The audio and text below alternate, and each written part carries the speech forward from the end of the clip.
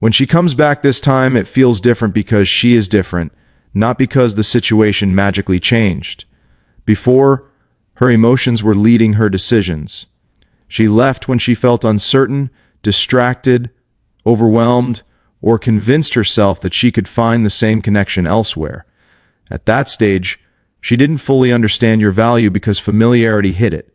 When someone is always available, consistent, and present, the mind stops registering how rare that actually is. Your effort became normal to her, not special. And when something feels normal, people assume it will always be there. That's why the first separation often comes with confidence on her side. She believes she'll be fine, believes life will open better doors, believes she made the right choice. But that belief is fragile, and it only survives until reality begins to test it. What changes everything is the space, real space, not fake distance mixed with checking stories, sending emotional messages, or trying to remind her of what she lost. Real absence forces the mind to do something uncomfortable, compare expectation with reality. She expected relief, excitement, and freedom. What she starts feeling instead is emotional emptiness, inconsistency, and the absence of depth. The people she meets don't listen the way you did. They don't provide the same stability, patience, or presence. At first she ignores it, then she notices it, then she can't unsee it. This is when the shift begins. She starts remembering not just moments, but how she felt around you, safe, grounded, understood. And that emotional memory hits harder than nostalgia because it contrasts sharply with what she's experiencing now. This time, her return isn't impulsive. It isn't emotional panic or loneliness-driven curiosity. It's clarity. She has now lived without you long enough to understand the weight of that choice. She understands that you didn't collapse, chase, or beg. You didn't try to convince her. You didn't negotiate your value. You continued living, growing, improving, and staying silent. That silence is powerful because it signals strength, self-respect, and boundaries. It tells her that access to you is not guaranteed. That realization rewires the entire dynamic. Before, she assumed she could leave and return whenever she wanted. Now she understands that coming back is a privilege, not a right. Her mindset shifts from, I can do better, to, what if I already had better? That question changes how she approaches you. She's no longer testing, pushing, or seeking control. She's more careful with her words, more intentional with her actions. She listens more, she invests more, not because she suddenly became more romantic, but because she now understands risk. The risk of losing you permanently. When someone feels that risk, commitment increases naturally. People protect what they fear losing, and she fears losing you now because she has experienced what life looks like without you in it. This is why her commitment shocks you. Not because she became someone new overnight, but because she finally caught up to the reality you were already living in. She sees that you are stable without her, that you didn't need chaos, drama, or validation to keep moving forward. That independence is attractive because it signals emotional maturity. It tells her that if she wants a place in your life, she must add value, not confusion. She must show consistency, not uncertainty. She must show effort, not entitlement. And the most important part is this. Her return isn't about winning her back. It's about choosing whether she deserves access to you now. Because the power has shifted. You are no longer waiting to be chosen. You are deciding. And that decision, made calmly and without urgency, is what makes this version of her commitment real. End line. When she comes back this time, it's not because she missed you. It's because she finally understood what losing you actually meant. Absence is the moment where value stops being theoretical and becomes real. When you were present, consistent, and emotionally available, your value existed in her life, but it didn't register as something rare. Familiarity softens impact. It creates comfort, and comfort slowly turns into assumption. She assumed you would always be there, always respond, always care at the same level. And when something feels guaranteed, the mind doesn't protect it. That's why distance is such a powerful shift. The moment you remove access, you also remove certainty. And uncertainty forces the mind to pay attention. When you go silent without anger, without drama, without explanation, something very specific happens psychologically. You stop feeding her emotional expectations. There's no reassurance, no validation, no reaction to measure herself against. At first, she feels relief. That's normal. She tells herself she's free, unbothered, moving on. But that phase doesn't last because it's built on distraction, not truth. Once the noise settles, absence becomes loud, and silence doesn't fade, it echoes. She starts noticing the spaces where you used to exist, conversations that don't feel as deep, support that doesn't feel as steady, interest that feels conditional instead of grounded. That's when scarcity begins to form. Scarcity is not created by pretending to be busy or acting cold. It's created by becoming unavailable in a way that feels permanent. When you don't check in, don't hover, and don't try to stay relevant in her world, your presence becomes a memory instead of a habit. And memories gain value when they are no longer accessible. She can't test you. She can't provoke a reaction. She can't reassure herself that she still has emotional influence over you. That loss of access changes how she sees you. You're no longer predictable. You're rare. This is when comparison begins. She compares how she feels now to how she felt before, not consciously at first, but emotionally. The men she meets don't replace the emotional stability you offered. The attention she receives doesn't feel earned or meaningful. The excitement wears off quickly because it lacks depth, and each comparison quietly elevates your value, not because you tried to impress her, but because your absence exposed what was missing. Scarcity sharpens memory. She remembers not just what you did, but how you made her feel over time. Safe, grounded, seen. Those qualities are rare, and rarity creates desire. The most important part is that you didn't disappear to punish her or manipulate her. You disappeared to protect your self-respect. That intention matters, because when she senses that your absence is rooted in strength rather than bitterness, it increases attraction. It tells her that you know your worth, that you don't chase people who walk away, that you don't argue for your place in someone's life. That quiet confidence is magnetic. It creates a sense of loss that words never could. As time passes, scarcity turns into urgency. She starts wondering if you've moved on, if someone else now has access to the version of you she took for granted. That thought creates emotional pressure, and pressure changes behavior. She becomes more attentive, more intentional, more careful, because now she understands something she didn't before. Your presence was not common. It was rare, and once rare things are gone, they don't always return. End line. Absence didn't make you less important. It revealed how irreplaceable you always were.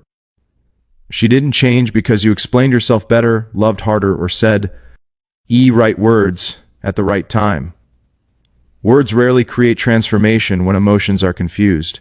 In fact, when someone is emotionally uncertain, explanations feel like pressure, not clarity.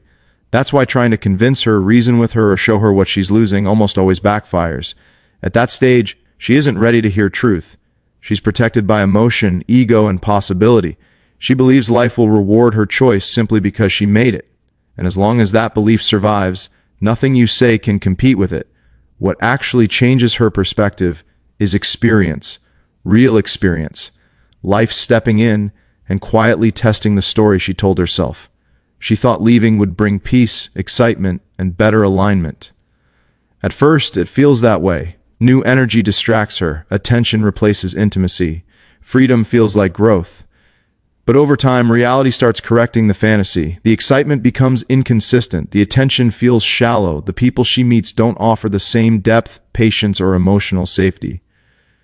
And this is where experience does what words never could. It removes illusion.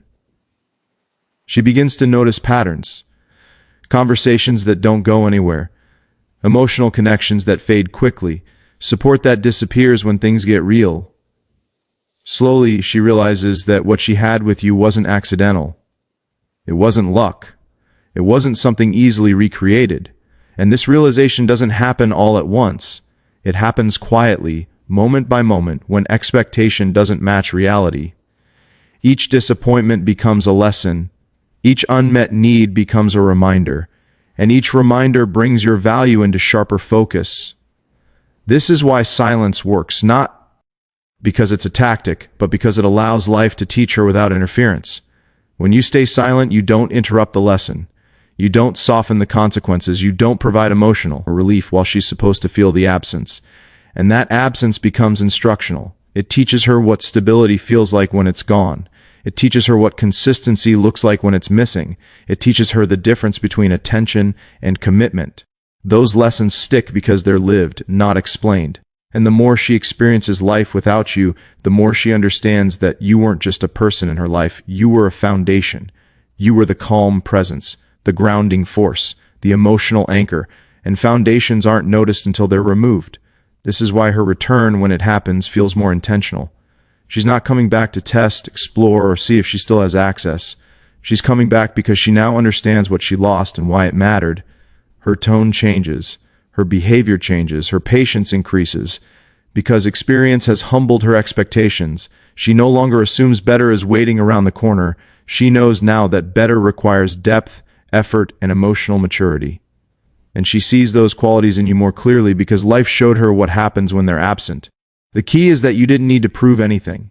You didn't need to explain your worth. You let reality speak. And reality is far more convincing than words ever could be. End line. She didn't learn your value from your voice. She learned it from living without you. Fear changes people faster than desire ever could. When she left the first time, there was no fear attached to the decision. She believed she had options, time, and control. She believed you would remain emotionally available whether she returned or not. That sense of security made leaving feel safe. But what shifts everything is the moment she realizes that security is gone, the moment she understands that you are no longer waiting, no longer watching, no longer positioned as a backup. That's when fear enters, not panic, but awareness. Awareness that she may have permanently lost access to someone who mattered. Your silence creates that fear because it removes predictability. When you don't react, don't chase, don't attempt to regain control, you signal emotional independence. That independence is unsettling to someone who assumed influence. She starts questioning what you're doing, how you're feeling, and whether someone else now occupies the space she once had. And the most powerful part is that she can't confirm any of it. Silence forces her imagination to fill in the gaps, and imagination is rarely gentle. It amplifies loss, it creates urgency.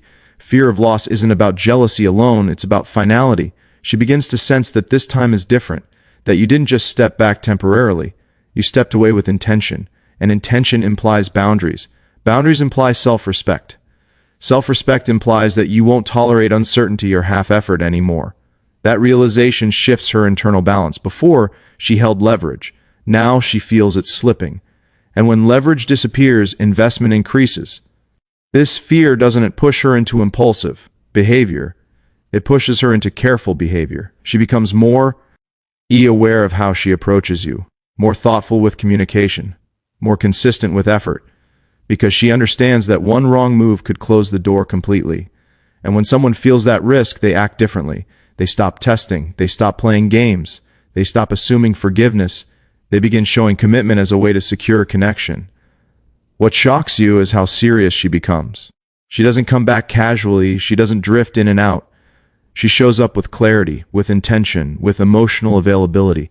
Not because she suddenly became perfect, but because fear sharpened her priorities. Losing you for good feels heavier than protecting her ego, and that shift is everything. This fear is healthy. It's not manipulation. It's awareness.